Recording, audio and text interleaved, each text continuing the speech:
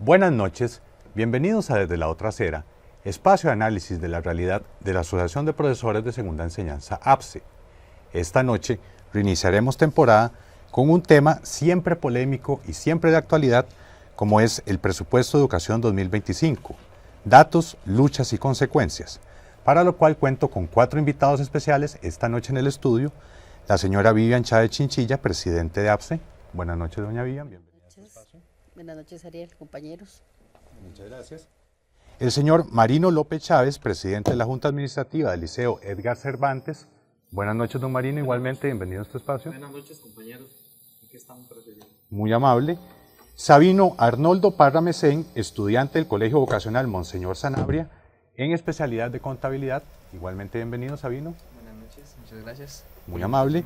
Y el señor Olman Bolaños Ortiz, investigador de la Escuela de Ciencias de la Educación en la UNED. Igualmente, bienvenido, Olman. Sí, buenas noches, saludar a todos los compañeros en la mesa principal y esperemos aportar mucha discusión, mucho dato y sobre todo mucha propuesta para el movimiento magisterial, estudiantil y las organizaciones, las juntas de educación y la comunidad educativa en general. Para entrar en materia con el tema de esta noche propiamente, les consulto acerca del presupuesto en educación para el año 2024, propiamente de educación pública, que se registra como el más bajo de la última década. Y para el 2025 se habla de que tendría un recorte de hasta 12.000 millones de colones, es decir, se va a asignar apenas un 4% del PIB a educación pública. ¿Cuáles son los recortes más sensibles que viene afrontando la educación pública ya antes de este terrible desfinanciamiento que estamos señalando acá? ¿Y cómo se relacionan estos recortes con la disminución del presupuesto en relación con la calidad de la educación propiamente? Le pregunto a cualquiera de los 4. Bueno, si me permite. Claro, bueno, este presupuesto, ¿verdad?, es el más bajo de la última década y bueno, lo hemos venido sintiendo en los centros educativos, ¿verdad?, y con situaciones muy sensibles, como lo es que podría relacionarse el que varios estudiantes hayan dejado la educación formal, ¿verdad?, la educación de las aulas. Podría estar relacionado con esto. ¿Por qué? Por el recorte de becas, ¿verdad?, de transportes, de alimentos, debido a que han habido recortes en donde en el gobierno de Chávez en total se han eliminado la beca aproximadamente a 110.000 estudiantes, ¿verdad? Entonces podría tener esa relación. De hecho, ahora vimos un dato bastante lamentable en uno de los noticieros en el que nos indican que aproximadamente 5.800 estudiantes desertaron, dejaron las aulas después del mes de julio, ¿verdad?, después de las vacaciones de medio periodo.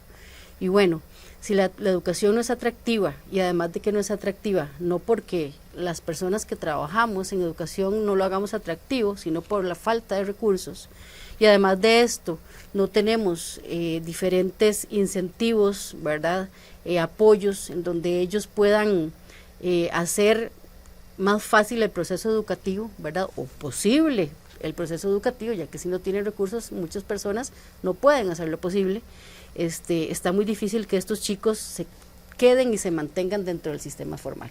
Una situación sumamente sensible porque estamos tirándolos a las calles y las bandas de narcotráfico felices, ¿verdad?, porque están apostando a los menores de edad principalmente para reclutarlos como sicarios, ¿verdad?, como doctores, como burros, ¿verdad?, en este proceso de delincuencia que es tan peligroso para un país como, bueno, para cualquier país, ¿verdad?, pero obviamente para Costa Rica. Estos recortes presupuestarios puntualmente, ¿cómo se expresan en las aulas? ¿Qué efectos sienten los estudiantes o los docentes a la hora de tratar de recibir la formación o de impartirla y que no cuenten con los recursos necesarios para ello? Bueno, yo como estudiante, representando a los estudiantes, eso se ve afectado mucho también en infraestructura, ¿verdad? El presupuesto que debería destinarse, por ejemplo, para aulas de cómputo, para sillas, pupitres, aulas, ¿verdad? Eso impacta mucho a lo que es el estudiante. Para nadie es un secreto que hay estudiantes que a veces reciben clases en salones comunales o en lugares prestados, ¿verdad?, por alguna organización o algún comité, ¿verdad? Y eso también afecta a la calidad de la educación. Usted es estudiante de un colegio. Puntualmente ha pasado por esta situación que está describiendo, de recibir clases fuera de su centro educativo o de tener problemas con el transporte, alguna situación puntual. Bueno, yo como estudiante del Colegio Vocacional Monseñor Sanabria, con una infraestructura buena, por decirlo así, ¿verdad? Ya es un colegio que de trayectoria de años, ¿verdad? Yo puedo contar que yo no he vivido esa situación en este momento que estoy estudiando, pero en mi juventud, cuando yo estudié, lo viví, ¿verdad? Yo estudié en el colegio, en la unidad pedagógica de Cuatro Reinas, en Tibás, y la iglesia de Cuatro Reinas nos acondicionaba por decirlo así, un galerón. Y eso, estamos hablando ya de hace años, ¿verdad? Entonces, eso es una problemática que no es reciente, sino que viene de años atrás. Don Marino, en su caso, usted como presidente de una junta administrativa, ¿cómo nos podría decir qué afectaciones ha tenido con estos recortes del presupuesto? Bueno, les reitero las buenas noches a todas las personas que nos están escuchando, que nos están viendo. Sí, claro, son muchas dificultades que las juntas hemos estado pasando últimamente en estos últimos recortes. Esto, yo hablaba con una gente, personas que representan juntas de educación, en una reunión les decía que si esto sigue así, esto es muy peligroso para nuestro país, porque específicamente lo que usted está preguntando, por ejemplo, es menos en el servicio de comedor, el recorte, desde luego que cada año es más reducido. Y desde luego que esos muchachos, por ejemplo, en nuestro liceo, que los becados son alrededor casi de 1,000 personas. ¿En cuántos en total? En total de 1,500, por ejemplo. O sea, casi 2/3 partes. Entonces. Exactamente. Entonces, ahí nos vemos muy afectados. ¿Por qué? Porque yo les voy a dar un ejemplo. Ya este vaso que le llenábamos de leche a los alumnos, estoy hablando del vaso de leche. Esto tenemos que reducirlo a menos. O sea, se hizo una compra de un vaso que le quepa menos leche porque no alcanza. Por decirle a usted algo, solo eso, ¿verdad?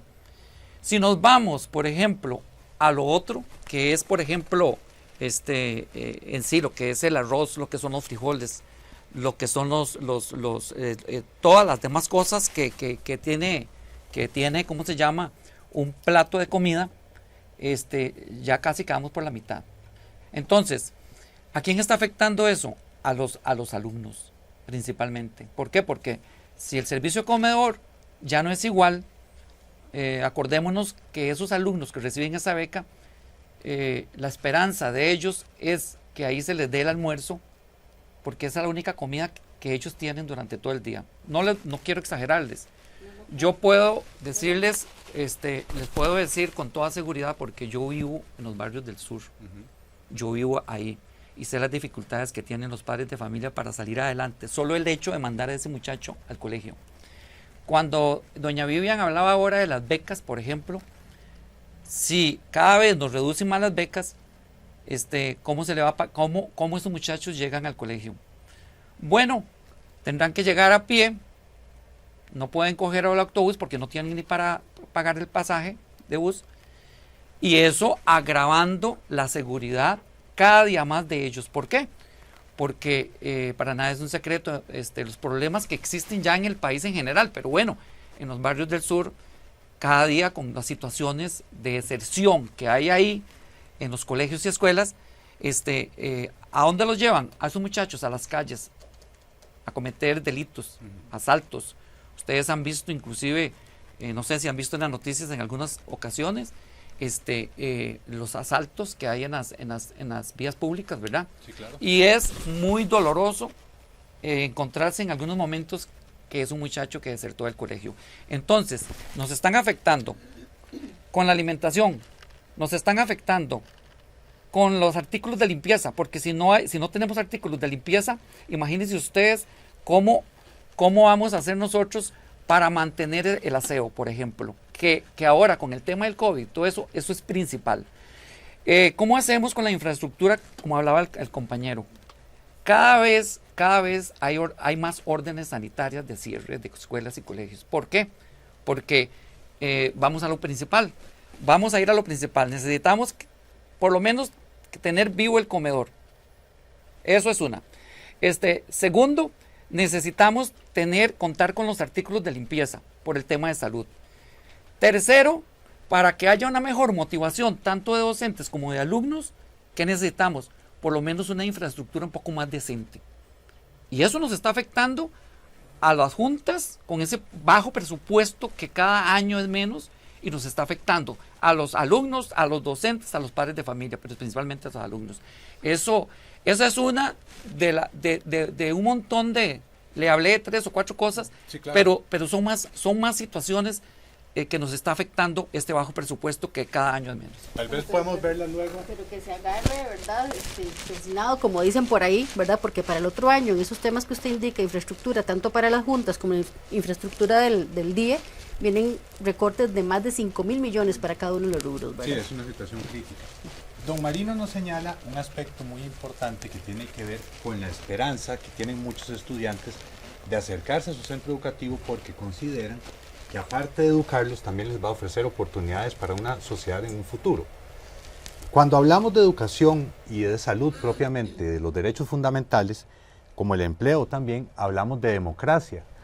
Y entonces, ¿cómo se relaciona educación y democracia y quiénes se benefician con este método de poder acceder a una escuela y que aparte de la educación también se me ofrezcan servicios básicos como la salud, la alimentación, etcétera?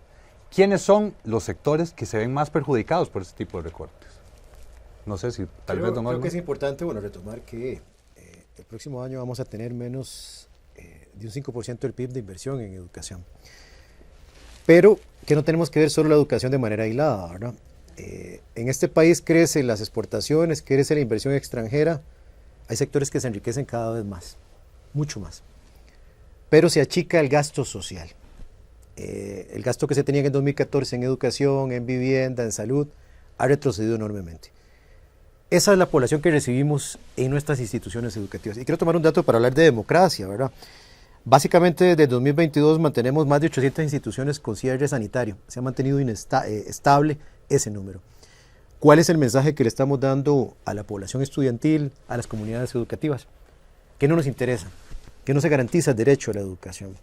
Cuando recortamos el presupuesto en becas, que en el 2016 eran más de 63.000 millones de colones y baja a un 20% menos en el 2024, ¿cuál es el mensaje que le estamos dando a nuestros estudiantes y a nuestros docentes? Es un mensaje de expulsar a la población de nuestras instituciones. Y eso es importante que lo liguemos porque la democracia normalmente la tenemos a ver como un proceso político y electoral. La democracia tiene que ver con derechos económicos, con inversión. Y si el Estado no hace inversión para paliar la desigualdad social, atender la pobreza, pues es lo que nos tocaba al compañero ahora. 4 de cada 10 muchachos y muchachas estudiantes de primaria, de secundaria en nuestro país depende de los comedores escolares, depende de las becas de transportes. Si no garantizamos la asistencia y los recursos para esta población, no estamos apostando a condiciones democráticas. Y más bien el mensaje del Estado costarricense en los últimos 10 años ha sido ese, el recorte. ¿Y a quién beneficia esto? Nuevamente, por eso el dato, a todo ese sector que evade, que no paga impuestos, pero estamos pasando la factura de la crisis, y eso es importante que lo tengamos claro, docentes y las comunidades, para pagar la deuda externa. Están cargando la crisis social del Estado costarricense, el país, sobre las espaldas de todas y todos nosotros para pagar esa deuda, pero a costa de servicios fundamentales, y es ahí donde tenemos retroceso en condiciones democráticas, y nuestro país es un país cada vez más polarizado y más desigual. Recordemos que tenemos más de 1.200.000 personas en pobreza, y esa pobreza se va aumentando. Y si la educación, la vivienda, la salud, los servicios fundamentales están en crisis, pues necesariamente vamos a tener un retroceso democrático. ¿Qué hacer? Yo creo que ahí viene el frente de lucha en educación a un marco amplio de una agenda común de diferentes sectores. Olman nos mencionaba un tema que tiene que ver con la formación de un frente de lucha en defensa de la educación pública. APSE, junto a otras organizaciones sindicales y del sector social, se unió para conformar este frente. ¿Cuál es el objetivo de este frente?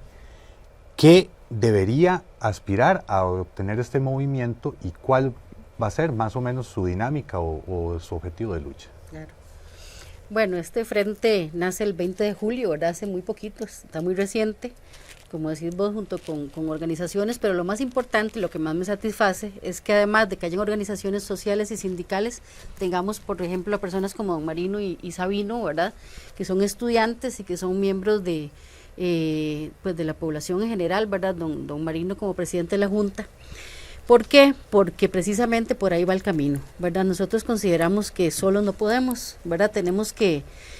no podemos echarnos al país a los hombros solos como APSE, solos como sindicatos, sino que esto es una lucha y un objetivo común. Debe ser una lucha y un objetivo común, porque la precarización en general, como decía don Olman, ¿verdad?, de lo que es la parte social, los servicios sociales en general, la inversión social, además de la educación, está haciendo que se precarice, ¿verdad?, los servicios en general, pero también en este caso específicamente los servicios de la educación cada vez más.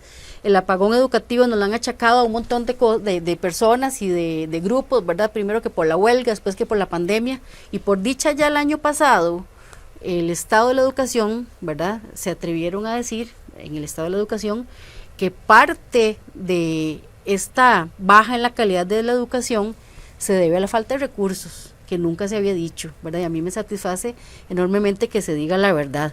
Sin embargo, eso nos pone una meta, ¿verdad? Y nos pone un objetivo muy duro, pero muy claro, que es el que tenemos que rescatar a este país. Tenemos que rescatar la educación, y rescatando la educación vamos rescatando al país, porque para nadie es un secreto que las personas que tienen la información en sus manos son personas empoderadas y son personas que pueden sacar adelante este país, ¿verdad? No solamente mano de obra barata, no solamente llegar hasta un punto, ¿verdad?, donde no te vayan a cuestionar. No, necesitamos a personas informadas, necesitamos a ciudadanos que puedan sacar adelante a sus familias, que tengan una calidad de vida digna, ¿verdad?, en todos los espacios. Y necesitamos garantizar que haya educación desde preescolar hasta superior para todos o la mayoría de los ciudadanos, que puedan tener ese acceso, ¿verdad? Entonces, la lucha es de forma conjunta. Yo le voy a dejar un espacio a mis compañeros del Frente de Lucha, ¿verdad?, para que ellos también se refieran a ¿verdad? Bueno, como dice doña Vivian, el movimiento surgió el 20 de julio, ¿verdad?, en una reunión que tuvimos.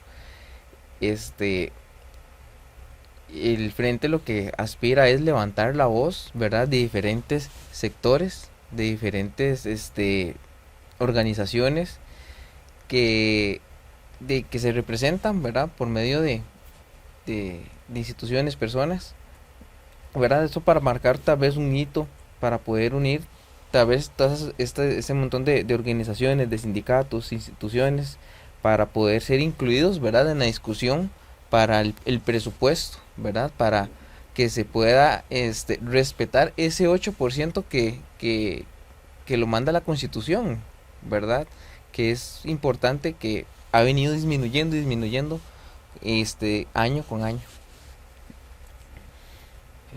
Bueno, en cuanto a eso, efectivamente, cuando estuvimos en esa reunión que menciona doña Vivian, hablamos sobre el tema de organización, por ejemplo.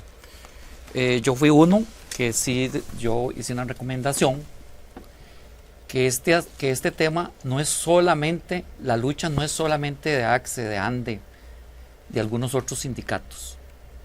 Eso nosotros no podemos en este país ser tan egoístas y dejarles a ellos todo, como había venido ocurriendo en muchos años anteriores, en donde ellos, desde luego que sacaban la cara por todos nosotros. Digo por todos nosotros porque tenemos nuestros hijos estudiaron en escuelas y colegios y ahora en universidades, y lo preocupante es para nosotros ahora ya que vemos a los nietos en las escuelas y los colegios con este deterioro tan terrible.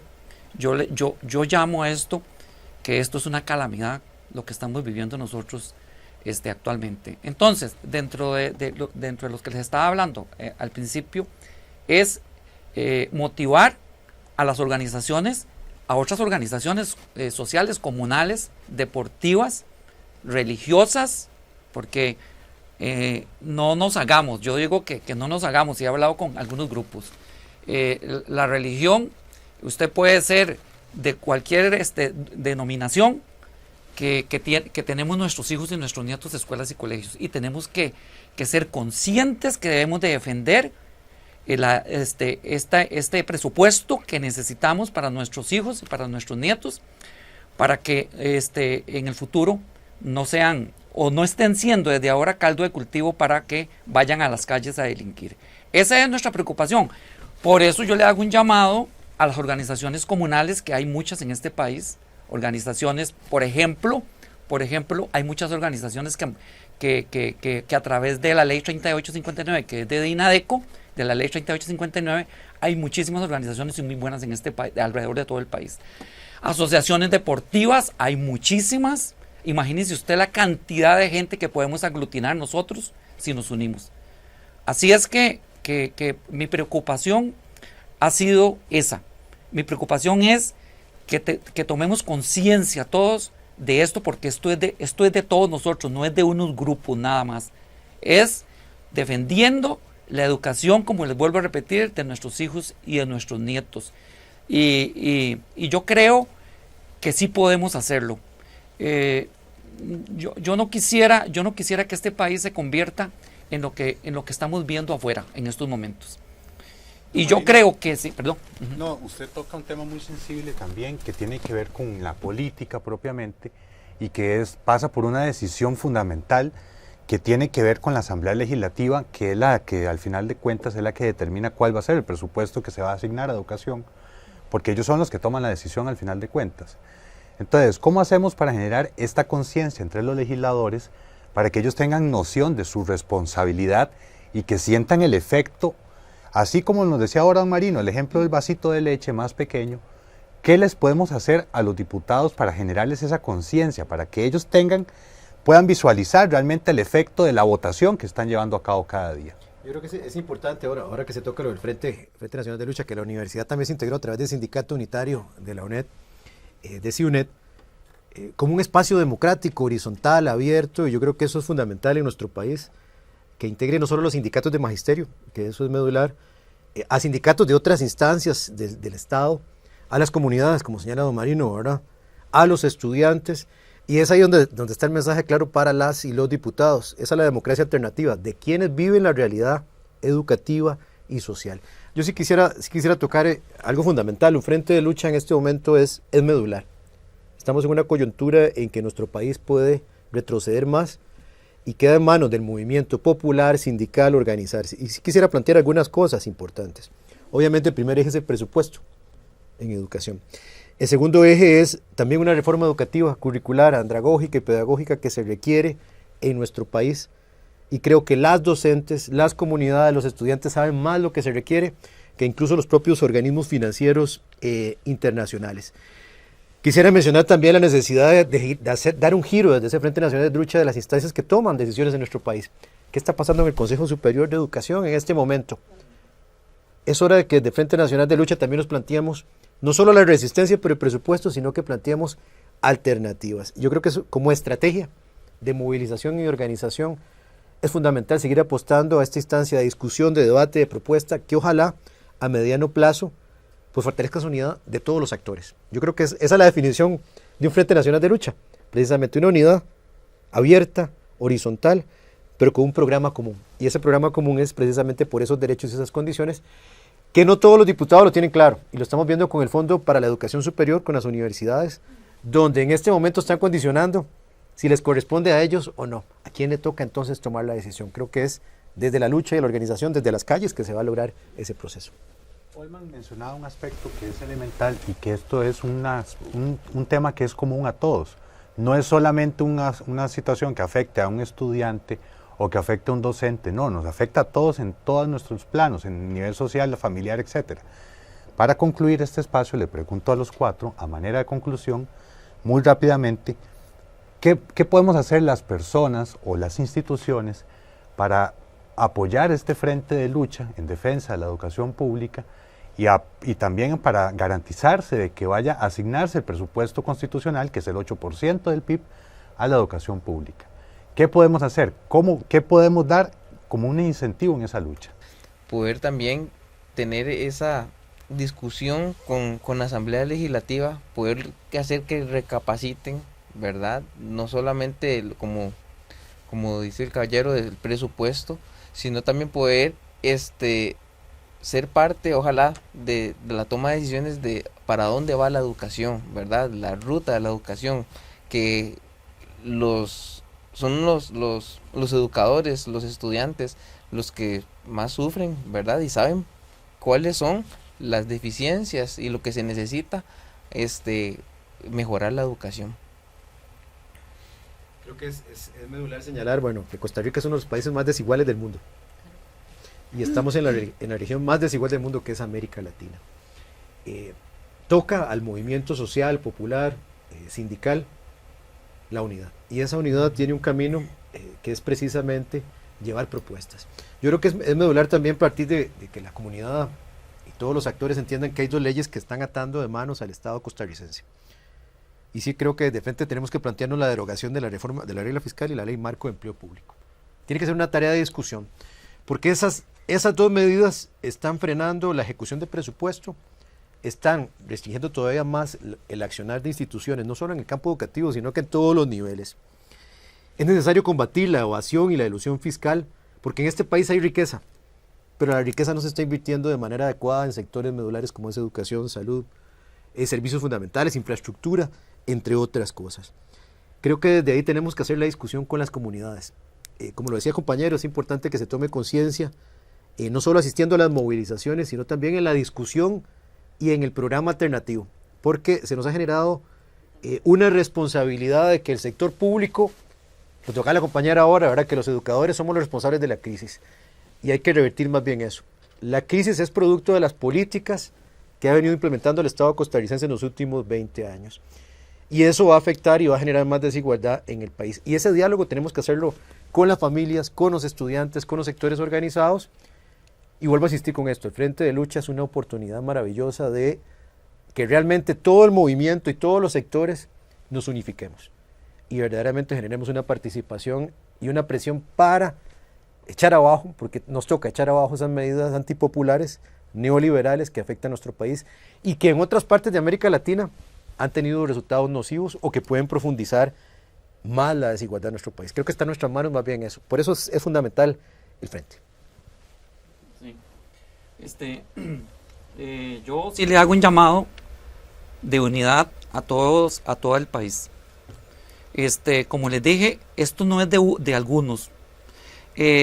Yo muy humildemente sí les pido a los padres de familia y, como les digo, a las demás organizaciones que nos unamos, porque solo así podemos nosotros ayudar para que esto que hemos venido viendo, yo digo que en los últimos, no sé, 15 años o 12 años, ¿verdad?, que hemos sido muy afectados, hemos sido muy afectados por nuestros hijos y nuestros nietos en el tema de la educación, por el presupuesto.